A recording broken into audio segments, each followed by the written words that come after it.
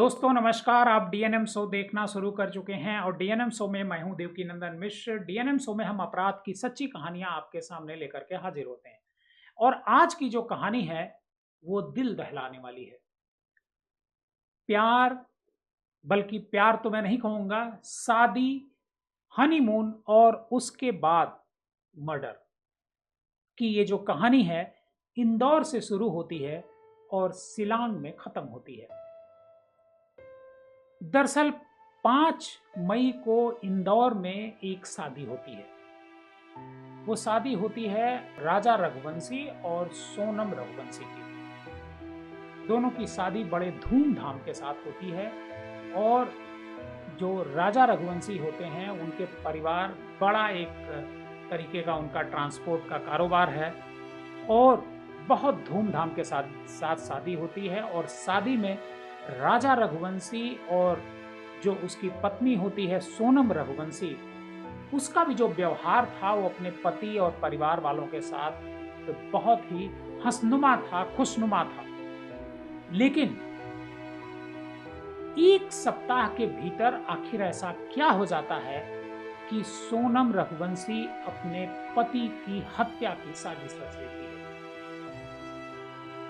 आज के DNM show में हम आपको पूरी कहानी इसकी बताएंगे। दरअसल सोनम रघुवंशी और राजा रघुवंशी की शादी 11 मई को होती है और ठीक 9 दिन बाद जो सोनम रघुवंशी होती है यानी 20 मई को अपने पति राजा रघुवंशी को कहती है कि आपको हनीमून के लिए शिलांग चलना है।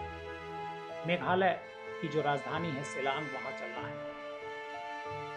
पति इस पर तैयार नहीं होता है। पति पहले तो कहता है कि थोड़ा और वक्त गुजार लिया जाए, उसके बाद हम लोग हनीमून के लिए चलेंगे। लेकिन जो पत्नी होती है सोनम रघुवंशी, वो टिकट करा लेती है 20 तारीख का और 20 तारीख का जब वो टिकट करा लेती है तो जो राजा रघुवंशी की माँ होती है वो भी इसके लिए तैयार हो जाती है, उसके परिवार वाले भी इसके लिए तैयार हो जाते हैं और दोनों हनीमून के लिए शिलांग निकल जाते हैं। और जब शिलांग पहुंचते हैं तो वहां दोनों घूमने लगते हैं। इसी बीच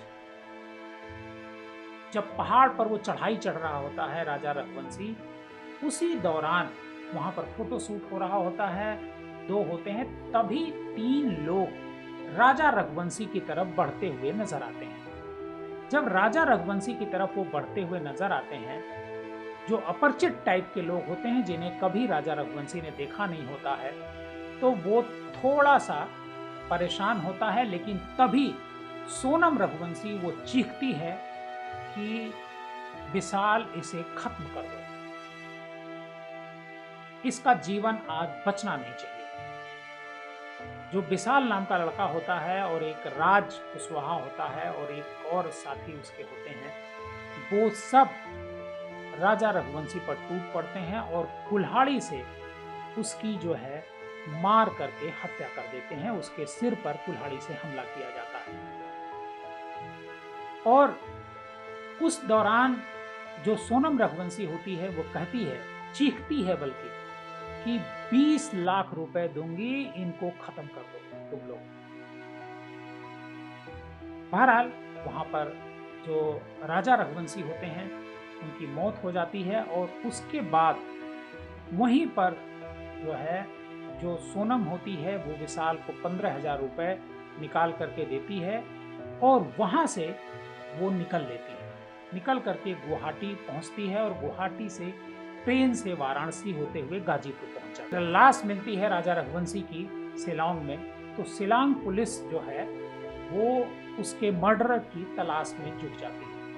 आपको यहाँ एक जानकारी और दे दें कि जो मेघालय है वो पर्यटकों के लिए बहुत ही खूबसूरत जगह है, तो लोग वहाँ पर घूमने के लिए जाते हैं। पुलिस को और बहुत पीसफुल राज्य है एक तरीके से मेघालय, वहाँ घटनाएं इस तरह की जनरली होती नहीं है।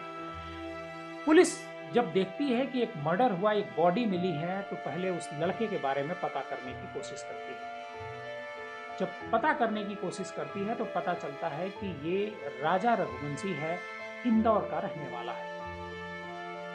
और उसके मोबाइल के ज़रिए और वहाँ पर जो मोबाइल के लोकेशन मिलते हैं और लोगों के, इसी आधार पर जो राज कुशवाहा नाम का एक लड़का होता है वो गिरफ्तार किया जाता है। जब राज कुशवाहा गिरफ्तार होता है और उसकी खबर सोनम रघुवंशी को पता चलती है, तो सोनम भी जो है एक ढाबे पर पहुंचती है और पुलिस वहां पर उसको गिरफ्तार कर लेती है गाजीपुर में। सोनम रघुवंशी को शिलांग ले जाया गया है। लेकिन आखिर ये मर्डर हुआ क्यों? दरअसल जो सोनम रघुवंशी है उसके पिता का एक तरीके से लकड़ी का कारोबार है और प्लाईवुड का कारोबार है, और वहीं पर उनके कारोबार में एक लड़का काम करता है जिसका नाम होता है राज कुशवाहा। राज कुशवाहा की उम्र 20 साल होती है और सोनम रघुवंशी की उम्र 26 साल। करीब 5 से 6 साल छोटा जो है वो राज होता है सोनम रघुवंशी से। जब सोनम की शादी नहीं तय हुई थी, इसी दौरान जब वो लड़की ऑफिस में जाती थी सोनम, तो उसकी मुलाकात राज कुशवाहा से होती है। राज से कई बार उसकी बातचीत होती है और बातचीत का ये जो सिलसिला है वो आगे चल करके एक तरीके से कहेंगे कि दोनों में नजदीकियां बढ़ जाती हैं और प्यार हो जाता है। दोनों एक साथ अपने माँ बाप से छिप करके घूमने के लिए जाते हैं। परिवार वालों को ये बात पता नहीं होती है।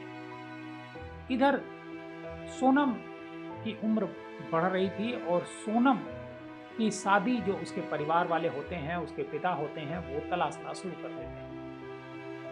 सोनम की शादी तय होती है राजा रघुवंशी के साथ, जो बड़े ट्रांसपोर्टर परिवार का एक लड़का होता है।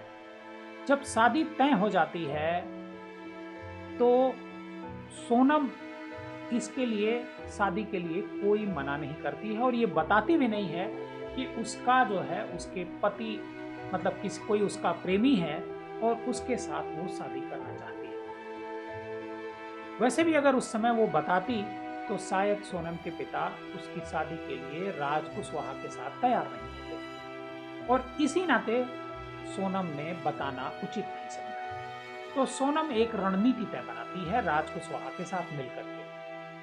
राज कुशवाहा के साथ वो मिलकर के तय करती है कि अगर शादी हो जाएगी, शादी होने के बाद जब हमारा पति मर जाएगा, तब उसके बाद सब लोग उसे विधवा बताएंगे और तब विधवा लड़की की शादी राज कुशवाहा के साथ हो जाएगी और उसके पिता भी इसके लिए तैयार हो जाएंगे।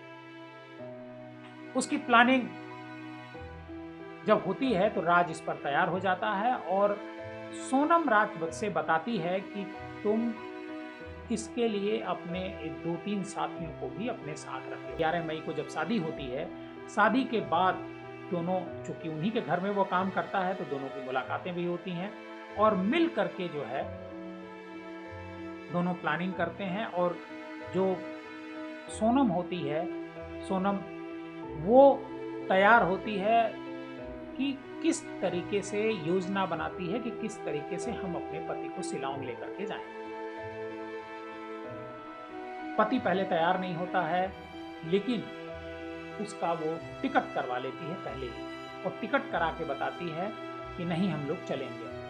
और राज कुशवाहा भी जाता है, पहले से वहाँ पहुँच जाता है अपने साथियों के साथ। विशाल और उसके 2 और साथी होते हैं और सोनम अपने पति के साथ शिलांग जाती है और वहाँ पर राजा रघुवंशी का मर्डर कर दिया जाता है। इस मर्डर के बाद 2 जून को उसकी जो बॉडी है वो शिलांग में मिलती है। जब परिवार वालों का पता चलता है तो लाश परिवार वालों के पास आती है और परिवार वालों के पास जब बॉडी आती है तो वो वहाँ पर दाह संस्कार करते हैं और जब दाह संस्कार करते हैं तो राज कुशवाहा उस कार्यक्रम में भी शामिल होता है, क्योंकि तब तक पुलिस आरोपी तक पहुंच नहीं पाई होती है। राज कुशवाहा उस दाह संस्कार के कार्यक्रम में भी शामिल होता है, लेकिन दूसरी तरफ जो सोनम होती है उसकी जब परिवार वाले तलाश करते हैं और सोनम का मोबाइल स्विच ऑफ मिलता है, तब परिवार वाले परेशान होते हैं और परिवार वालों को संदेह होता है कि इस केस में सोनम का भी हाथ हो सकता है। हालांकि सोनम एक अलग ही कहानी बताती है। जब वो पुलिस से पकड़ी जाती है, गाजीपुर में वो पकड़ी जाती है, शिलांग पुलिस उसे पकड़ती है एक ढाबे से, तब वो एक अलग कहानी बताती है। वो कहती है कि उसका खुद का अपहरण हो गया था और अपहरण करके कुछ लोग उसे उठा लाए हैं और उसके पति का कहां पर है उसे खुद भी नहीं पता है। लेकिन पुलिस जब जांच करती है, पुलिस जब पड़ताल करती है, तो पूरी कहानी सामने आ जाती है और सोनम रघुवंशी की जो पूरी कहानी है वो सामने आ जाती है और सोनम को गिरफ्तार कर लिया जाता है। 4 लोग गिरफ्तार होते हैं। वो राज कुशवाहा गिरफ्तार होता है, ये इंदौर से गिरफ्तार होता है, ये मूल रूप से बिहार का रहने वाला है और सोनम के पिता का एक कर्मचारी होता है, कहा जाता है कि अकाउंट का काम वहां उनका देखता था। आकाश राजपूत गिरफ्तार होता है, वो ललितपुर से उसे गिरफ्तार किया जाता है और वो विशाल के साथ वो ललितपुर आता है। आनंद कुर्मी गिरफ्तार होता है, पुलिस इसे सागर से पकड़ती है क्योंकि वो हत्या के बाद अपने गांव चला गया था और आनंद कुर्मी ने एमबीए की पढ़ाई कर रखी है। और विशाल चौहान इंदौर से गिरफ्तार होता है और यूपी के ललितपुर का रहने वाला होता है। राज कुशवाहा का ये दोस्त बताया जाता है।